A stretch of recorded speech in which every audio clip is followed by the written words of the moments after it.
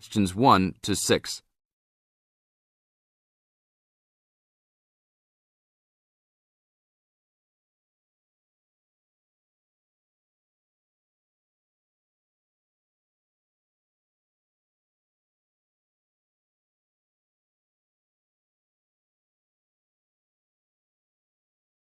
Now listen to the tape and answer the questions. Hello? Hi, good morning. Are you open yet? Yes, we are. Come in. Would you like to rent an apartment in the city? Well, kind of. I'd rather rent one near the harbor if possible. Oh, okay. Do you like the water? Yes, I do, but I actually repair sailboats for a living, so I'd like to be close to work. That's understandable. We all want to live close to work. Well, I think I have something near there. How many rooms would you like? Just one. I'm alone. But I would like to have an extra room for my dog.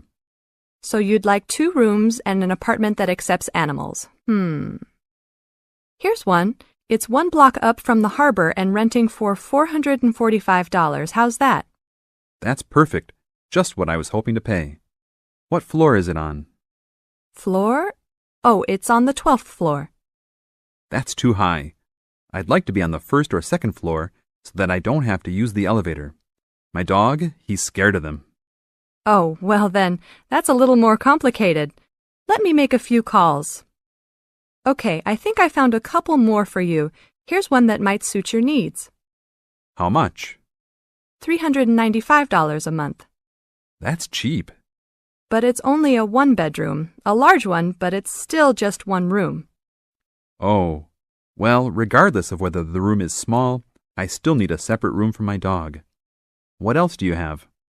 Then I have a 2-bedroom for $565 on the 2nd floor that is a little further away from the harbor. How far? About a half mile, and they accept pets. That's a little more than I had planned on paying, but I guess I could look at it. What's the address? 224 Williams Avenue, Harbor Square. 224 Williams Avenue. Got it.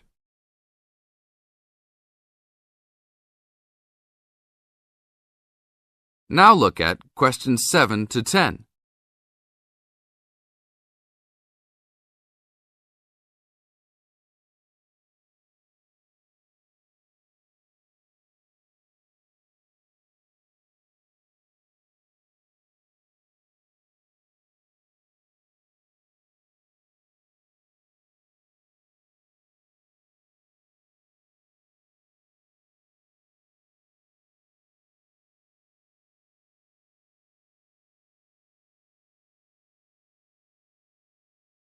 As the talk continues, answer questions 7 to 10. What else is included? Let's see, it has a washer and dryer, refrigerator and stove, a bed, dressers and shelves, and access to a swimming pool, game room, and gym. Ooh, I'll definitely take a look.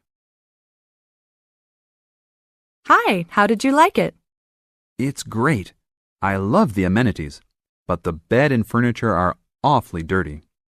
Can they replace those before I move in? Sure, that shouldn't be a problem. Anything else? Yeah. I didn't see anywhere to park my car. Is there a parking lot in the basement? Yes, there is. Would you like to rent a space? No, I'd like that to be included in the rent. Oh, well, I'll see what I can do, but I can't guarantee that. Do you want to take it anyhow? If those 2 issues were solved, I would love to take it. That is the end of part 1. You now have half a minute to check your answers.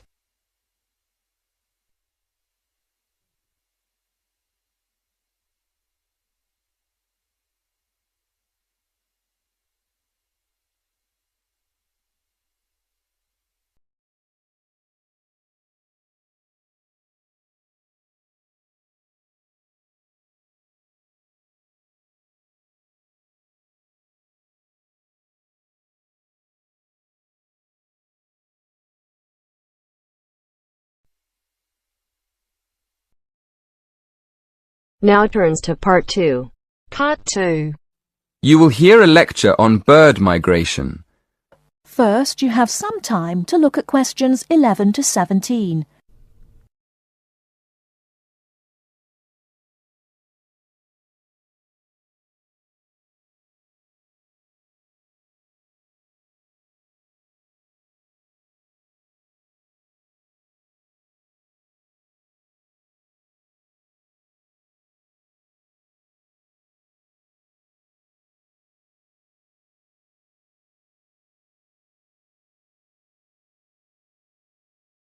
Now, listen carefully and answer questions 11 to 17.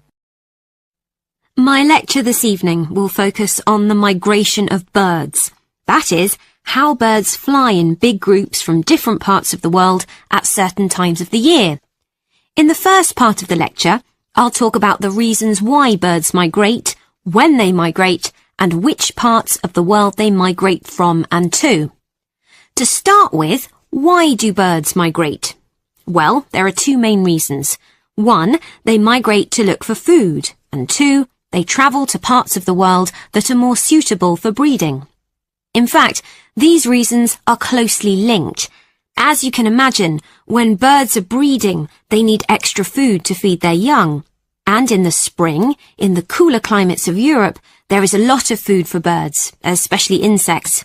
So generally, during the spring, birds fly up from the tropics, which are hot, to cooler climates in the north. They stay there for a few months to bring up their young. And then, when the weather in the north gets cold in the winter, they fly back to warmer climates in the south. Now I'd like to talk a bit about how global warming has affected bird migration. One of the effects of global warming has been to make the spring come earlier in the northern regions of the world. When spring comes early, the plants and insects that birds need to bring up their young are also available earlier. Research has shown that quite a lot of birds have started to migrate earlier because of higher temperatures. But unfortunately for some species, this hasn't been early enough. What I'm saying is that birds that are travelling a long way for breeding may arrive too late to find enough food to feed their young, and their population drops drastically. Scientists are currently researching more about this. Before you hear the rest of the talk, you have some time to look at questions 18 to 20.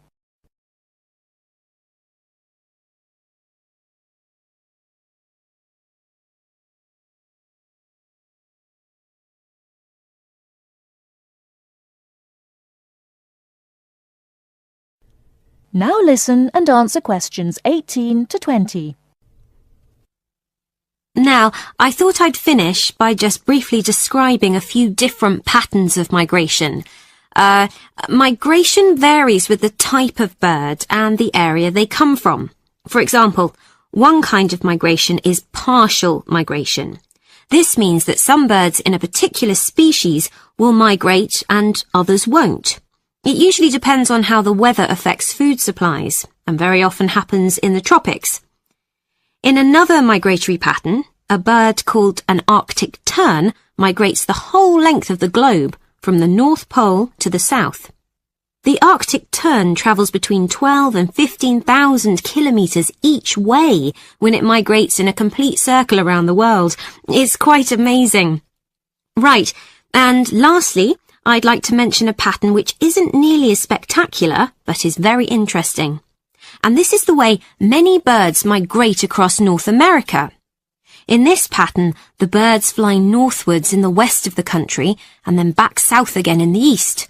So, if you imagine it, they're actually migrating in a circular pattern, like the hands of a clock, not in a straight line, as we might think. That is the end of part 2. You now have half a minute to check your answers.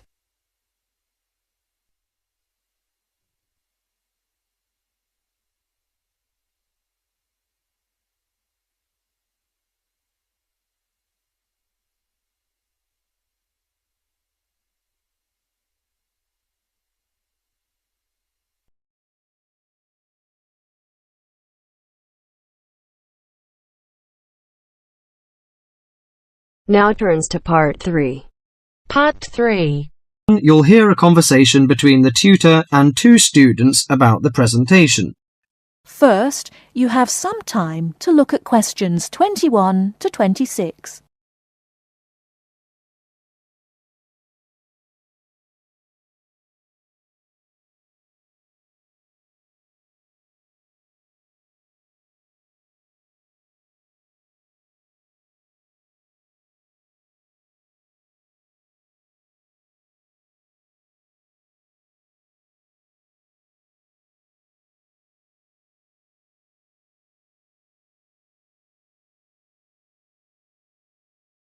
Now listen carefully and answer questions 21 to 26.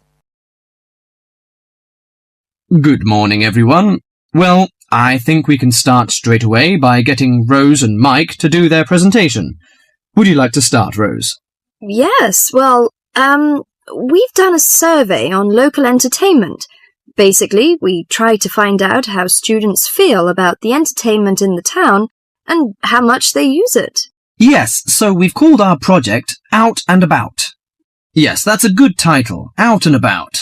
We wanted to find out how well students use the entertainment facilities in town, whether they go to see the latest plays, films, that kind of thing. Now we have our own facilities on campus, of course. Yes, we deliberately omitted those, as we really wanted to examine outside entertainment in the town. Actually, there were a lot of areas to choose from, but in the end we limited ourselves to looking at 3 general categories: cinema, theatre, and music. Right. Okay, well, first of all, cinema. In the town there are 3 main places where you can see films. There's the new multi-screen complex cinema, the old park cinema, and the late-night Odeon. So if you look at this chart, in terms of audience size, the multi-screen complex accounts for 75% of all cinema seats. The park cinema accounts for 20% of seats, and the late-night Odeon has just 5% of seats. As you probably know, the complex and the park show all the latest films, while the late-night Odeon cinema tends to show cult films. So when we interviewed the students, we thought the complex would be the most popular choice, but surprisingly it was the late-night Odeon. Yeah, and most students said that if they wanted to see a new film, they waited for it to show at the old park, because the complex is more expensive and further out of town, so you have to pay more to get there as well. Yes, and that adds to the cost, of course, and detracts the popularity, evidently. Well, next we looked at theatres. The results here were interesting because, as you know, there's a theatre on campus which is popular, but there's also the Stage Theatre in town, which is very old and architecturally beautiful, and there's the large modern theatre, the Ashtop, has recently been built.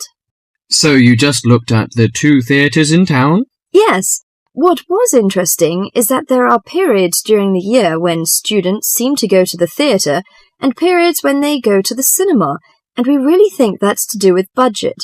If you look at this graph, you can see that there's a peak around November and December when they go to the theatre more, and then a period in April and May when neither is particularly popular, and the theatre viewing seems to fall off virtually, while the cinema becomes quite popular in June and July.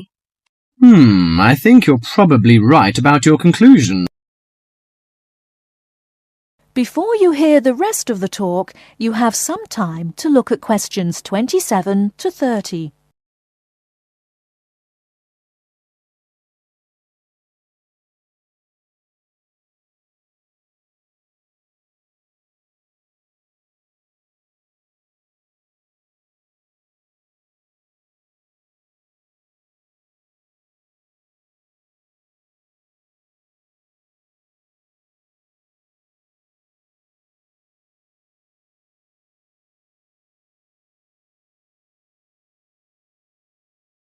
Now listen and answer questions 27 to 30. Well, lastly we looked at music, and this time we were really investigating the sort of small music clubs that offer things like folk or specialise in local bands. So not musicals as such. That's right. We looked at 3 small music venues and we examined the quality of the entertainment and venue and gave a ranking for these. a cross meaning that the quality was poor, a tick meaning it was okay, and 2 ticks for excellent. First of all, the Blues Club, which obviously specializes in blues music. This was a pretty small place and the seating was minimal, so we didn't give that a very good rating. No, we don't recommend that one really. Then the Sunrise, which plays a lot of South American music, was a big place, very lively, good performers, so 2 ticks for that one. The Pier Hotel is a folk venue, a good place for local and up-and-coming folk artists to play. Not the best of venues, as it's in a basement and a bit dark, but the quality of the entertainment was reasonable, and the lighting was very warm, so we felt it deserved an average rating. Finally, there's the Bald Rock Cafe, which features big rock bands and is pretty popular with students, and we enjoyed ourselves there as well, so total marks for that one. And then did you get any information from the students as to which of the clubs they preferred? That is the end of part 3. You now have half a minute to check your answers.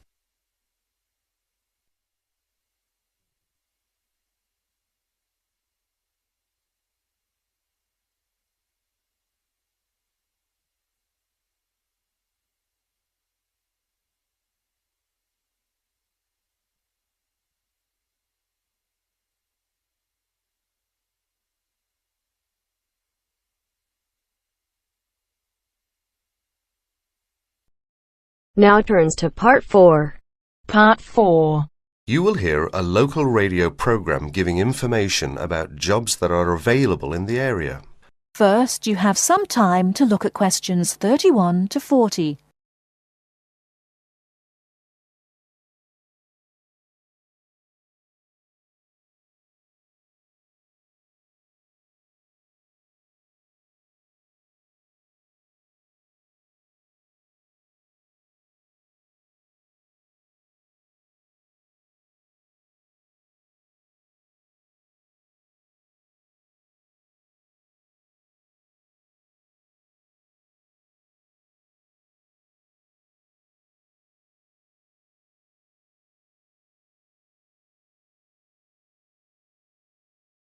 Now listen carefully and answer questions 31 to 40.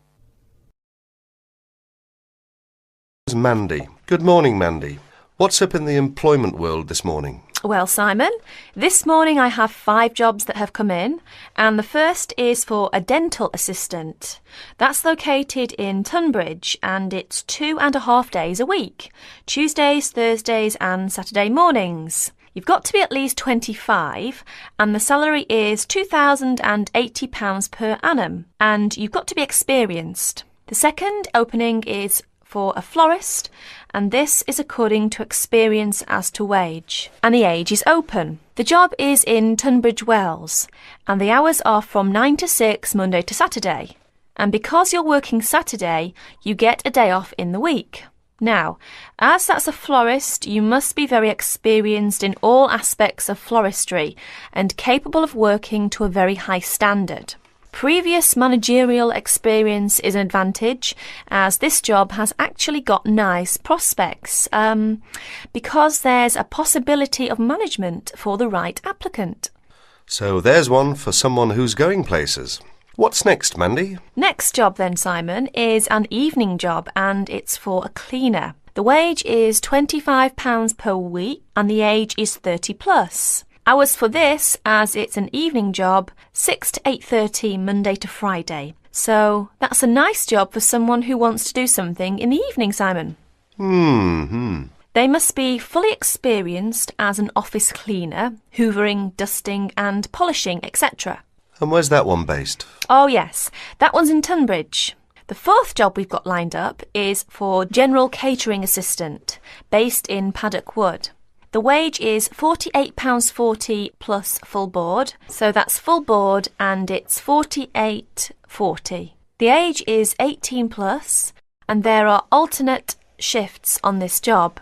It's 7 a.m. to 3 p.m. and 11:30 to 7:30 p.m. and the job consists of cleaning, washing up the kitchen, as well as serving in the dining room and all sorts of domestic duties. Experience is not necessary. So, for someone who's 18 plus, that's a nice little job there. And here's the punchline. 10 weeks holiday per annum. Oh ho, I might put in for that myself. I can just see you up to your elbows in the washing up, Simon. Last vacancy is for an office job. That's secretary and personal assistant based in Tunbridge. The wage is £4,298 per annum.